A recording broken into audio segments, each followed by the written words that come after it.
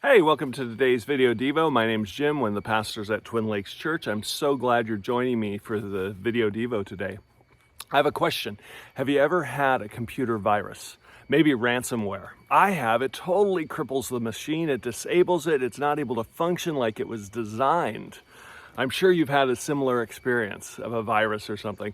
And today what we're going to do is talk about Ephesians 6:17, and that's take up the helmet of salvation, which was covered in this last weekend's services. So if you missed it, I encourage you to watch the sermons online. So taking up your helmet of salvation, what's all that about? It's about protecting your thoughts, protecting your mind, making sure you're focused on what's good, what's true, what's pure. As a matter of fact, Philippians says that whatever is true, whatever is pure, whatever is noble, whatever is admirable, whatever is worthy of praise, think about such things. And that's one of the key things we need to do is think about those things that are good. In the 12-step program, which I'm a part of, we have a saying, fear. Fear is an acronym for false evidence appearing real. Those false things in our life that appear real and distract us from what is truth and can cripple us and make us not function as we were designed to be. So one of the other stories I love sharing in recovery groups and with anyone who comes into my office for pastoral advice is found in Luke 7:36 through 50.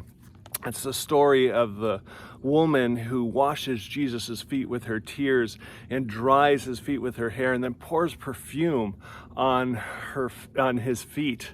And I love that story because in that one, in Luke, it adds the detail, or at least in this story of Jesus' feet being washed, there's a Pharisee. It's in the house of a Pharisee, a religious leader, a law-abiding religious person. And in that story, he's watching this go down. And in his mind, he's thinking, if he was truly a prophet, how could he let her touch him? How could he let her touch him? If he was truly a prophet, he would know her past, her background, all the sins she's done. And Jesus, knowing this, asks this question. He goes, let me tell you something. If someone was forgiven 5 denarii and someone 500 denarii, and neither could pay back, who would be more grateful? Who would love more? And the religious leader said, well, the one who's been forgiven a bigger debt. And Jesus said, exactly. Those who've been forgiven much love much. Those who've been forgiven much love much. One of the best ways I think we can put on that helmet of salvation is remember how much we've been forgiven. Keith Green, one of my favorite songwriters from the past, said, remind me the joy of my salvation.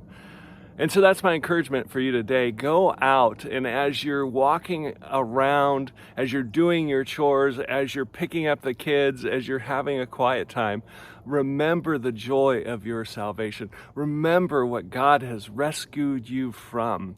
It transforms your heart and mind, and it's the key to winning the spiritual battle.